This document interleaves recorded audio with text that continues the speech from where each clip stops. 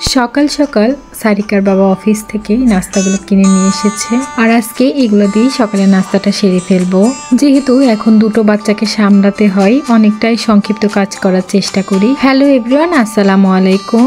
অনেকেই বাচ্চা হওয়ার উপলক্ষে অনেক দামি দামি গিফট করে হাজবেন্ড ওয়াইফকে, তবে আমার হাজবেন্ড অনেক মূল্যবান একটা জিনিস আমাকে গিফট করেছে, যদিও বেশি দাম না, কিন্তু অনেক দামি গিফটের থেকেও আমার এই গিফটটা সব থেকে মূল্যবান গিফট আমার কাছে। বেশ কিছুদিন একটা ভাবির কাছ থেকে হাদিসের বই নিয়ে এসে পড়া শুরু করেছিলাম, সেটা দেখেই সারিকার বাবা আমাকে না জানিয়ে আমাকে সারপ্রাইজ দেওয়ার জন্য এই বই দুটো অর্ডার করে ফেলেছে অনলাইনে। আলহামদুলিল্লাহ, আমিও এটা দেখে অনেক অনেক খুশি হয়ে গিয়েছি। সারিকার বাবা আমাকে ছোট হোক বড় হোক যেই গিফটই করুক, আমি তো খুবই মজা পাই আর খুবই আনন্দিত হই। যাই হোক, আজকের দিনটা কিন্তু আমার খুবই আনন্দের, কারণ আমার বড় মেয়েকে নিয়ে আমার শাশুড়ি মা চলে এসেছে আমাদের বাসায়। আর আসার সময় আমাদের জন্য অনেক অনেক চিতই পিঠা বানিয়ে এনেছে, এগুলো দুধে ভিজাবে। আর এই চিতই পিঠাগুলো অলরেডি কিন্তু আমরা ভিজিয়ে খেয়েও নিয়েছি। শুধু যে পিঠা নিয়ে এসেছে তা না, পাশাপাশি 1 কেজি দুধ, পাশাপাশি আরো কিছু জিনিস নিয়ে এসেছে। এখানে আমিও কিছু দুধ ভিজিয়ে নিলাম।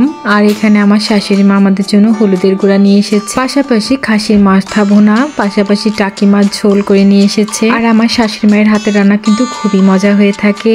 পাশাপাশি কিছু নিজেদের চাষ করা রসুন পেঁয়াজ নিয়ে এসেছে, আর পাশাপাশি আমার খুবই পছন্দের কলই শাক নিয়ে এসেছে। আর এই পর্যায়ে আমার ভিডিওটি যারা দেখছেন প্লিজ চ্যানেলটি সাবস্ক্রাইব করে দিবে। আর আমার মেয়ের জন্য কিছু কাঁচা কলা নিয়ে এসেছে, এগুলো তো পেকে গেলে খেতেই পারবে। এই তো পরদিন সকালবেলা সেই দুধ চিতই পিঠাটা খেয়ে নিচ্ছি, দেখুন কি সফট হয়েছে। আমি তো খুবই মজা করে খাচ্ছিলাম। শাশুড়ি মা বেঁচে আছে বলে এখন এই পছন্দের খাবারগুলো খেতে পাচ্ছি। আর আজকের ভিডিওটি আপনাদের কাছে কার কেমন লেগেছে সেটা কমেন্টের মাধ্যমে জানাবেন। পাশাপাশি ভিডিওটি এখনো যারা লাইক করেনি প্লিজ লাইক করে দিবেন। আমার মেয়েটা জার্নি করে আসার সময় হঠাৎ করে খুবই ঠান্ডা লেগে গিয়েছে, যেহেতু চারপাশে এখন নিউমোনিয়া ধরা পড়ছে, এই জন্য আর রিস্ক নেইনি। এই জন্য বাচ্চাটাকে নিয়ে চলে গেলাম সরাসরি CWC তে ডাক্তার দেখাতে। আর ডাক্তার দেখিয়ে চলে আসলাম। বাইরে এসে আমার মেয়ে তো খুবই দৌড়াদৌড়ি করছিল। আমার শাশুড়ি আম্মা রোজা রেখেছিল, এই জন্য আমি ছোলা ভিজিয়ে রেখেছিলাম, সেটাই এখন সেদ্ধ করতে দিয়ে দিব। পাশাপাশি ডালও ভিজিয়ে রেখেছিলাম, সেটাও এখন ব্লেন্ডারে ব্লেন্ড করে নিব। ব্লেন্ড করার আগে ভালো করে এগুলো এখন ধুয়ে নিব, যেহেতু ছোট বাচ্চাকে ধরতে হয় এই জন্য আর মরিচ কাটবো না, সেজন্য ডালের সঙ্গে একসাথে মিক্সড করে নিব। এই তো সব কাটাকাটি করে এখন ডালগুলো মেখে নিব। আর আজকে ডালের বড়ার ভিতরে কিন্তু আমি চিংড়ি মাছ দিয়েছি, পাশাপাশি ছোলার জন্য সবকিছু কেটে নিয়ে নিলাম। আর এদিকে ছোলা সেদ্ধ করা হয়ে গিয়েছে। আর আজকে ছোলাটা কিন্তু আমি কোনো বাটা মশলা ইউজ করিনি, খুবই সিম্পল ভাবে ছোলাটা করে নিলাম।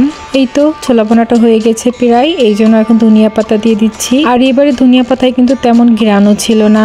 এই তো কথা বলতে বলতে ছোলাটা এখন নেড়ে দিব। আর আপনাদের ভাইয়া তো ফোন দিয়ে বলেছিল ডিউটির ফাঁকে বেগুন আর মুড়ি কিনে দিয়ে যাবে, তবে পরে ডিউটিতে ব্যস্ত থাকায় বেগুন আর মুড়িটা কিনে দিয়ে যেতে পারিনি, সেজন্য বেগুনিটা বানানো হয়নি। এই তো তাড়াহুড়া করে চিংড়ি মাছের বড়াগুলো বানানো হয়ে গিয়েছে। এখন আমি ক্যান্টিনে চলে যাব তাড়াহুড়া করে মুড়ি আনতে। আজকে ভিডিওটি আর বাড়াবো না, সবাইকে বিদায় জানিয়ে আজকে ভিডিওটি এখানে শেষ করছি। আল্লাহ হাফেজ।